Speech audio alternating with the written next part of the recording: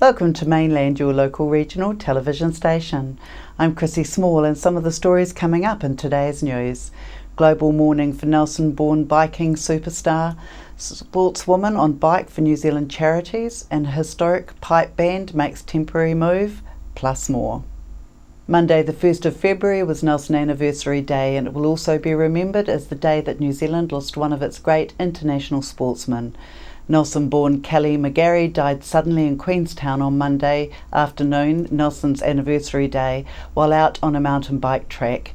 The 33-year-old was biking on the Fernhill Loop track when he suffered a suspected cardiac arrest while riding uphill around 4:14 p.m.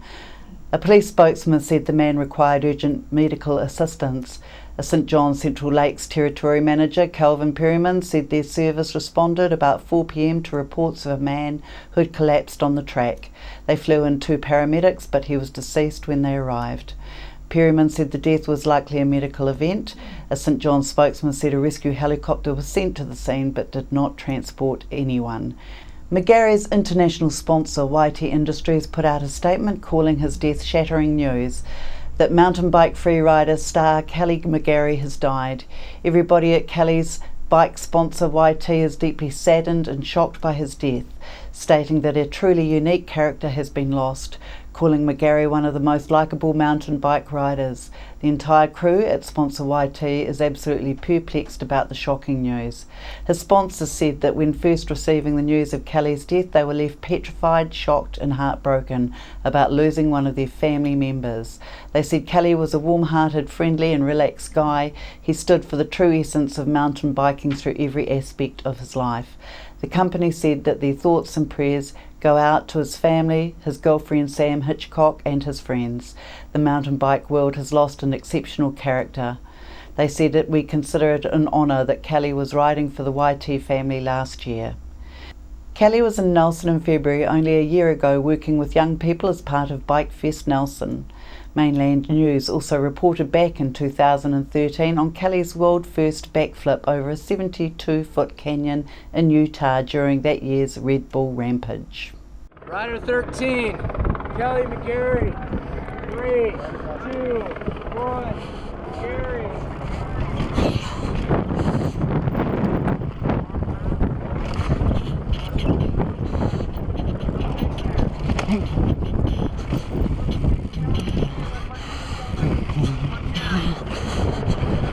Yeah, boy.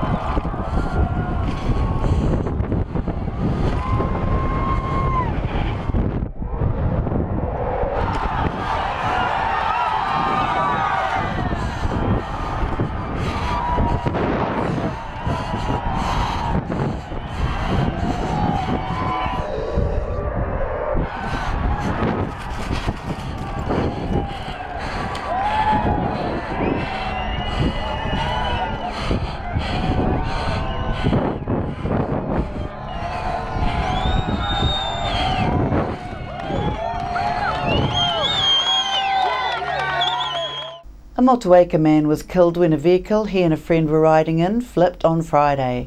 Barry George Gibson, aged 62, died at the scene where a Rhino four-wheel drive vehicle he was in crashed at a rural property in Brooklyn Valley Road, west of Motueka.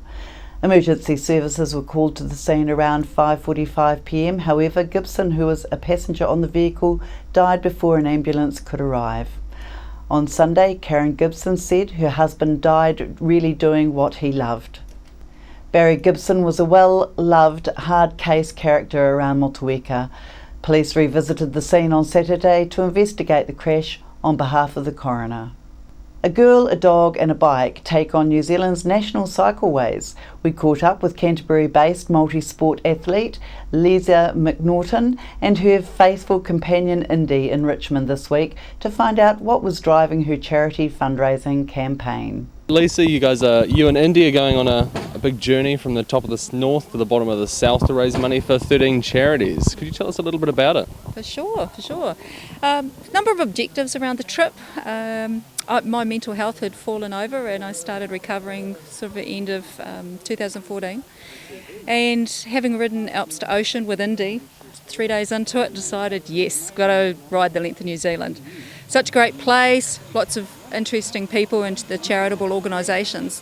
So decided to choose 13 regionally based charities to be able to showcase, promote and fundraise for them. So that was one of my objectives. The other was to be able to take Indy into schools and share him with the children and the journey and why I was doing it. And also ride New Zealand cycle trails. Definitely one of the things I believe John Key got right and was investing time and money into setting those up. And so far we have ridden the North Island through October, November, had a couple of months at home, mainly because school term starts obviously February. And now 3 months on the road, starting here in sunny Nelson and riding for 3 months and 1,800 kilometres to go. So that's what we're all about at the minute. Fantastic. And so Indy rides in this trailer the entire way? Yes, he does, except maybe on long steep climbs and then he has to get out and run because it's a really quick way to get rid of 35 kilos out of the trailer. And he has little booties that I put on him just so he doesn't get sore pads on his feet. And he loves it. You know, he's got the wagon top to help keep the sun off him, gets a bit of shade and the breeze, and people love it. You know, they all smile and toot and wave. Fantastic. So are you going into schools around the country or just based in Nelson? Going into schools around the country, so trying to set it up prior to actually arriving in a town. In some cases that hasn't happened, so we just talk to whoever I'm staying with and say, oh, you know, what school would you suggest, and away we go. You know, send them a video and generally there's always a yes, please come and talk to us. Now following on from last week's stories on where Nelson community groups have relocated to since the demolition of their council-owned buildings near Nelson's Trafalgar Centre. The Nelson Highland Pipe Band, which has been an historical asset to the Nelson community for more than 90 years, is one of those that has had to move from their home base of 30 years to make way for the new road to the Trafalgar Centre. Graham O'Brien spoke to the club's secretary, Lucy Jackson, to find out how they are doing after their relocation. Lucy, you had to move from your Trafalgar Park venue. How's the move been for you? It's been really difficult. We've been working on this for at least 12 months, trying to find a new venue. Finally managed to find the venue here at Guppy Park with the Sun City Darts Club, and they've been really welcoming, and it's really good. But there's a few buts with it. We're struggling a little bit with sound issues and things. Playing inside the hall is quite tricky. So at the moment our practices are all outside. So on a nice day it's all right. Yeah. And how long had you been in the other premises? We've been at our original band hall for over 30 years. And we'd done a lot of work to that band hall to get it up to a standard that we were able to practice inside, and put a lot of money into it as well. So and it was our home. We'd been there a long time, and so we're all quite sad that it's now gone. And what were some of the issues that you had a hard time trying to find a building? What were some of the issues with that? We had a lot of issues trying to find a space that was within the noise decibel limits of residential areas, that kind of thing. And on here we're, I think, pretty close to the limit. So, and also one of the options we looked at was we didn't fit into the criteria because we weren't a sports group. So, and then we looked at trying to move buildings from as far away as Bloomin' Tapawera, move them over, but finding a piece of land to put them on. So it was a real challenge. So what's your plans from here? I mean, this building's not suitable really for you. You're starting again? Yeah, well, we are really. I mean, we've got a lease here for a few years, but after that, we don't really know what's going to happen. So, I mean, it would be amazing if we could get a purpose-built building and actually, set something up that was purpose-built for us, but I don't know whether that's possible. Obviously, there's a lot of funding that would be needed for that, and we're a not-for-profit organisation, obviously, and we work hard to do a lot of fundraising ourselves just to kind of keep afloat and run, do competitions and get equipment and maintain our instruments and all that sort of thing. So, sure, you still look like you've got a pretty strong bunch here. You're still taking members and you're still full on for the club itself? Absolutely, the club's in full flight. Yeah, we're a grade 3 competing band, and we're actually just heading off to Christchurch for a provincial competition in a couple of weeks. And we're always looking for new members, pipers and drummers. We definitely welcome anyone to come down and have a listen if you're interested, and definitely come down. We've got tutors and all sorts to get stuck into it. So yeah, please do come down and join us. Although their new home may not be totally ideal for the band, the soccer teams that use the adjacent fields and the locals can now enjoy some good old-fashioned Highland music. Nelson protesters were out in force on Saturday afternoon to voice their disapproval of the impending signing of the Trans-Pacific Partnership Agreement planned this week. Hundreds of people marched through Nelson from the Queen's Gardens to the Nelson Market and Montgomery Square with the usual chanting of TPPA is not okay, we're going to fight it all the way, while holding their banners aloft. Two of the protesters, Mary Ellen O'Connor and Jeffrey Waring, attempted to padlock a chain across Nelson's main street during the march, but were stopped by police. Police maintained their composure and good-naturedly convinced Waring to give up on his chaining efforts, allowing him and Mary Ellen O'Connor to continue on with their protesting peacefully. We caught some of the action as the protesters arrived at the caravan for MP for Nelson, Nick Smith, adjacent to the Saturday market. Process now of the national interest analysis. That's right. That's been released. Yes. It's going to be presented to the Select Committee, the Foreign Affairs, Defence And people Trade. can make submissions on that. But that national interest analysis is being prepared by the Ministry of Foreign Affairs and Trade. Correct. Which is the main ministry that is driving the whole TPPA Absolutely. negotiations. Correct. Therefore, isn't the national interest analysis likely to be slightly biased in terms of the driver Slightly biased. negotiating the TPPA, and shouldn't there? So how can it be really comprehensive? Well, in exactly terms the of same also way. looking I'm back the Minister to- for the Environment. I get my advice from the Ministry for the Environment. On an issue like foreign affairs and trade, it's absolutely right that the government gets advice from the Ministry for Foreign Affairs and Trade. Nelson Busker Festival's long weekend has wound up, and some might be grateful it has, with performances that some have described as long-winded and not going anywhere in a hurry, leaving some ratepayers asking if they really got much for the money that this event has indirectly cost them. Some people commented that pulling audience members into spontaneous physical performance could cause some harm, with one man who was pulled into an act saying that he had a back problem, but wasn't taken seriously until he removed himself from the performance. We leave you now with some of the last of the weekend's Trafalgar Street performances, so you can judge whether ratepayer money was well spent for yourselves. 3 to 1, everyone here. 3, 2, 1.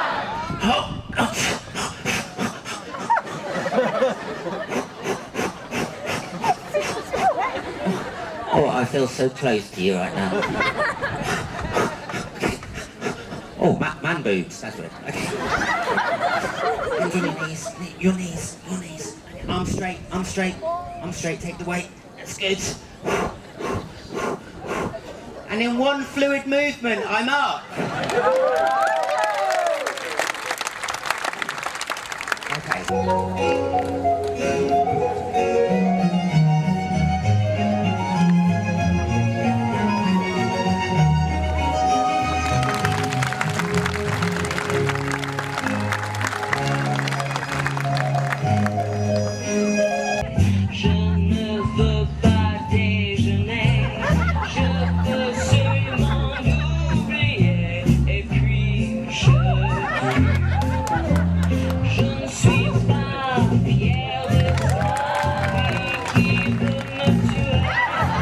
If you see any of my equipment getting very big very quickly, it's not part of the show. And ladies, it's not because I'm excited. run. Okay.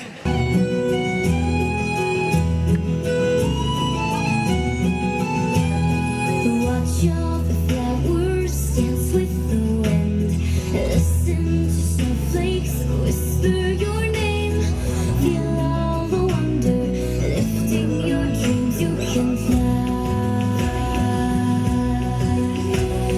Fly to who you are. Climb upon your star. You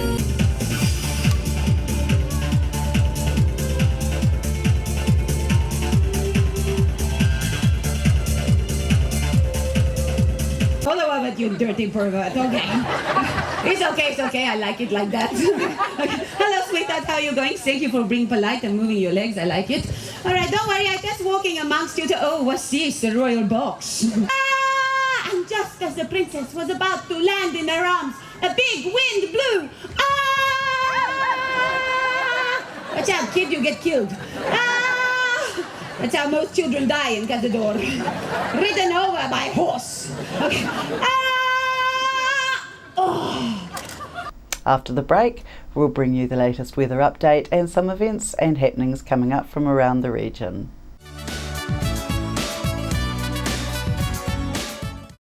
Why would you want to pay as much as $1,000 for a single bed mattress when you can buy a high quality locally made mattress like this for as little as $220? And a queen size mattress could cost you in excess of $3,000, but at Nelson Beds you could have a mattress like this as low as $425. So why would you go out and spend a fortune on your child's bedroom when you can come to Nelson Beds and buy a complete single mattress and base set, a 7-drawer Scotch chest, a headboard and a 3-drawer bedside cabinet for as little as $979? So call and discuss our custom manufacturing options and local after sales service at Nelson Beds, Nelson's only bedding manufacturer.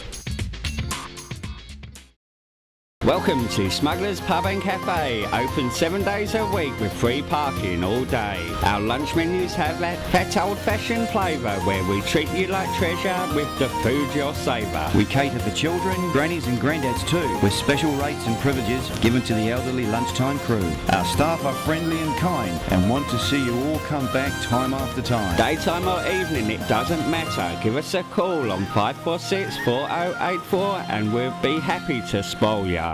We're the team at JCar, right here in Nelson, 120 Hardy Street. Our shop is full of electronic items, including security alarm systems, electronic components, solar and power, electronics toys,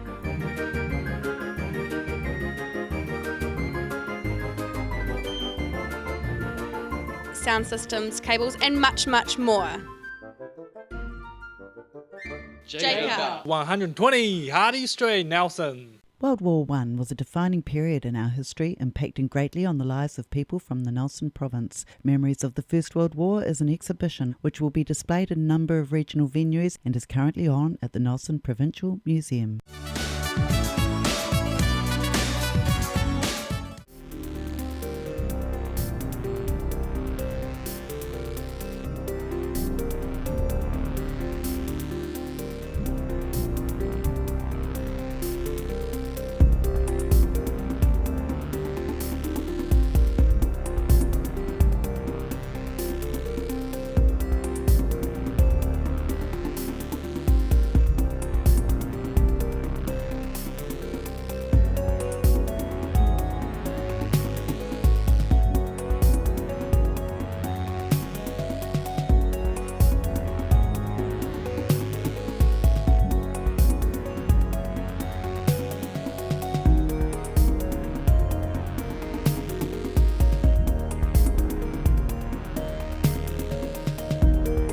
Sit and Be Fit is on at the Victory Community Centre Tuesdays and Thursdays at 10 a.m. at the Victory Community Church, 238 Upper Vanguard Street. School terms only. Fun while you get fitter, work at your level. For more information, please contact Shirley on 547 1433 or 021 121 8023. Victory 60 Plus is on Tuesdays at 1:30 through to 3:30 p.m. at 238 Upper Vanguard Street. You can join in for cards, games and a cuppa. On behalf of the team here at Mainland Television News, thank you for joining us, and we'll bring you the latest news and events from around the region again tomorrow.